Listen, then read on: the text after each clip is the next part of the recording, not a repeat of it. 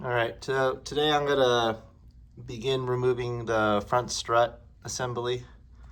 So you can see what I have here. I'm currently working on finishing the oil pan. That's why I have the caliper zip tied to the shock. But for the most part, I'm gonna be focusing on this part here. Oops.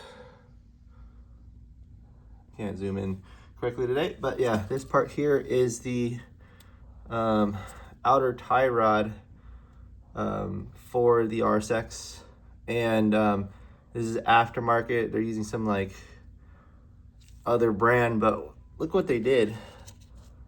One of the previous owners torqued so heavily that this kind of boot tore, and it needs to be replaced. So to remove the shock anyways, I got to take this off. So in the process of replacing it, the shock with some coilovers, I figured I'll just replace these as well. So first thing first is we need to press this out with a ball joint separator. And what I have here is one from OEM Tools. This is what I used on the lower ball joint for the RSX. Right over here, you can see I have some new Buddy Club ones, subframe off the car. But this is what I'll be doing right now. So right off the bat, I'm gonna be taking off these clips here. So I'm just bending it back. They were kind of bent in an odd shape, and these are never bent perfectly, but try to get it back to straight. That way I can pull it out easier. And then I think when I put it back, I think I'm gonna put it back in the opposite direction. That way, like, if I ever have to remove it again, I can pull towards me instead of away from me, so I don't have the right leverage. So I just took that off. It's right over here. But we're gonna replace those anyways. And then now I gotta just remove this castle nut. It looks like it's 19's too big, 17's too small. This doesn't even seem like usually it's in odd numbers for the larger ones. Maybe an 18, I guess. All right, I have the 18 now, and it's the 18. And wow, look at that. I never even loosened it, but it was already loose. A little scary, isn't it? But let's use the 18 to just turn it, but it wasn't even torqued down to spec, so that's quite scary. It's an interesting one to have it not torqued at all. So the only thing holding it was really those cotter pins. So we have the tool now, and what we're gonna do is insert this here. There you go.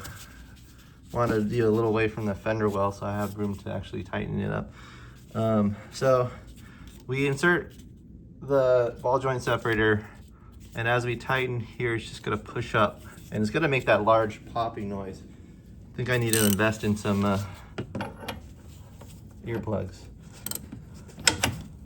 But have it inserted now, and what I'm gonna do is just tighten it down.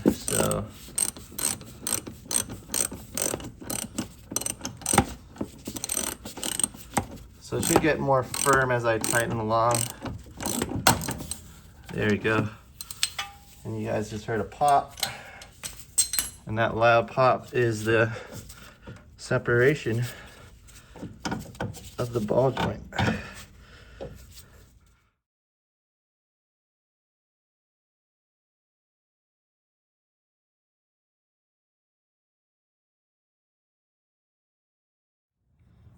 So for the outer tie rods, we're going to replace it with new Honda OEM parts.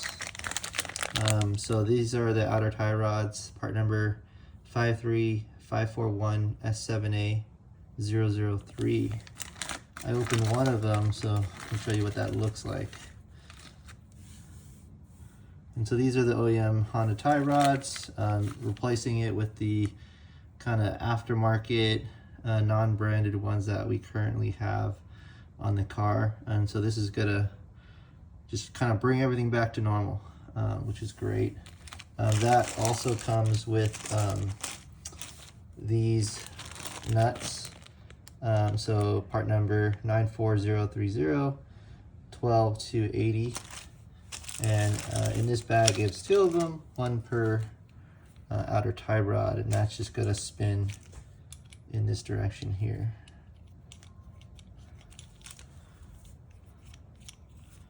And then we're gonna bring it all the way up when we tighten it, and then we're gonna finish it off putting Cartier pins in this hole here. And anytime you take off these Cartier pins, you have to replace it. And while I was just on the site buying this part, I just decided to get this one too, 94201 30220. So that's what we'll be replacing today. Just kind of replacing it and returning it back to its OEM part. So now that we've loosened and popped out the outer tie rod from the steering knuckle, we just gotta disconnect the outer tie rod from the inner tie rod here. And so we already popped it out, as you see earlier, and you know the inner tie rods are still great because it moves down in that kind of slow way, which means it's kind of stiff. This outer right tie rod's coming apart. You can already see the blue rubber just kind of falling apart there, and just kind of all that grease coming out there. But we're gonna leave it on right now because we are gonna disconnect it. And there's a little hex wrench here, and our hex kind of connection here, and all we need to do is just take an open wrench. You could also use, I think maybe it's a 19, I'm not really sure, but you basically use it and disconnect it, and instead of pulling left like you usually do, you just kind of pull right, and it'll disconnect. It's kind of already loose, and so it's already disconnected there, and so that's pretty much what we have to do. And so you can see that's already loose here. You see me moving it around. See that little thing coming undone. You bring it at a closer angle. See here? So we kind of loosen this with the open wrench, and we loosen it by going right, which is tightening it, which is counteractive to what we usually do, but that's because the tie rod is going to be disconnecting that way. And you can see this is already loose as well. And so all we need to do now is just kind of disconnect it. Sometimes people put like a piece of tape or mark it just so that they know what to put it back at.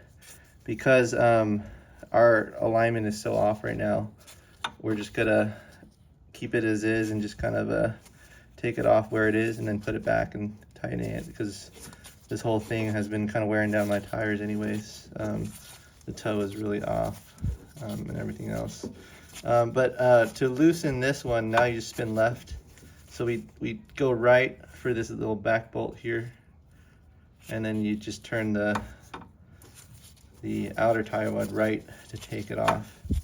And if you notice, and you can see, let me zoom back out, it's just kind of coming out. You see all the threads. Loosened it too much that it fell out, which is fine. And this is it. This is the old one.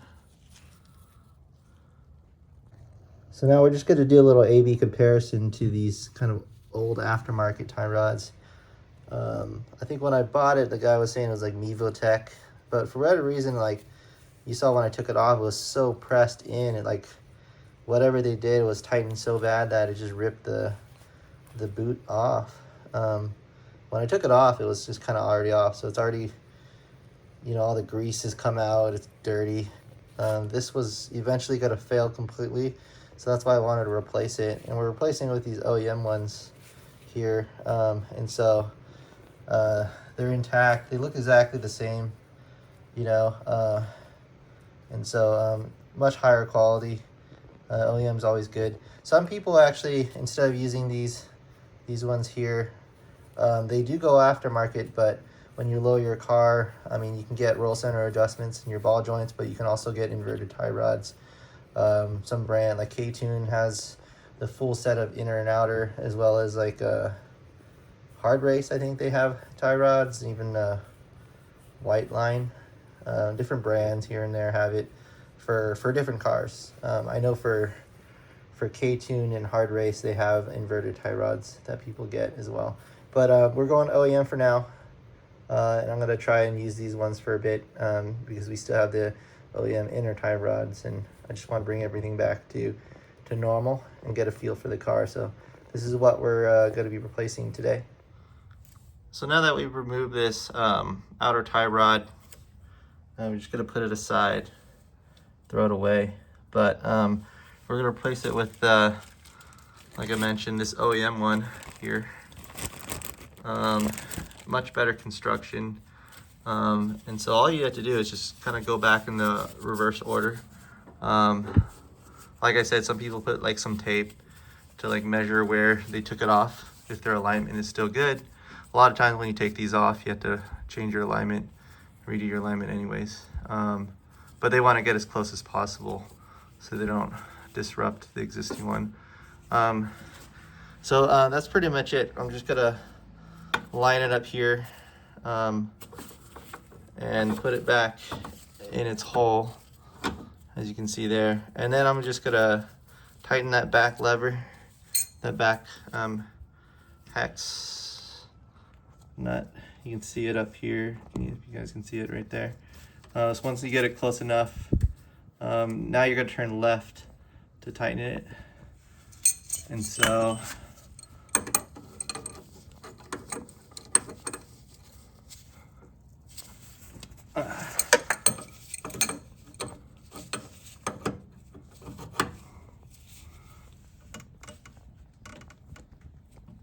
I'm just going left and tightening as much as I can.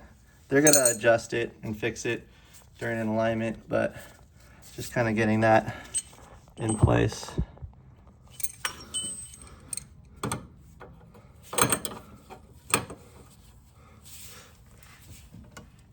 And we're keeping it on this knuckle just so it holds it in place. Cool. And that's tight enough, and they'll retighten it when they take it off. And then all we're gonna do now is just pull this back out. I think I got it stuck for a second, but let's see if I can just knock it through. There you go. I just kind of knocked it back. But we're gonna leave it off because one of the things we're doing is replacing the shock. Right now, what I'm doing is just taking this outer tie rod and an open wrench. And before, I had already torqued them down, but now they're at a slight angle. And so I just kind of turn it a little bit. You notice it's kind of straightening out already. And then all I do is just turn this a little bit and just drop it right in. See how easy that just kind of comes right into the shock without any kind of like extra force. And then we just put the nut right on. And then we're gonna torque this one at 40 foot-pounds. And at 40 foot-pounds, it's gonna be using a 19 millimeter. First, we're just gonna tighten it, hand tighten, so we get a little tension, which we're starting to. And I'm just gonna leave it like that. So now that's torqued down in a good direction.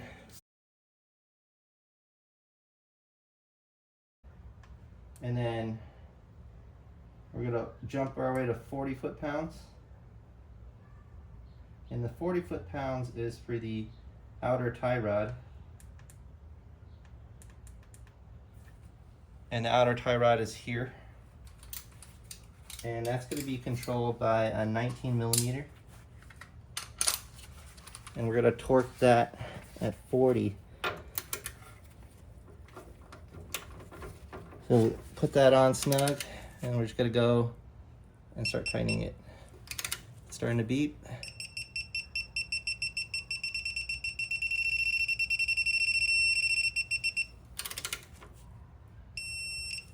And that's 40. And once that's at 40 and the hole is exposed, so that's good because you want to put the Acura pin there. I just slid the cotter pin up here. That was at 40. And then we have this set of pliers here. We put the cotter pin in. We are just gonna split them. Split them some more. Split the other side. And we can take the pliers from the bottom section. We're just gonna put a little pressure, and it's gonna just fold out, fan out there. And that's on, it's safe, it's secure. And we're pretty much done with our suspension install for the front.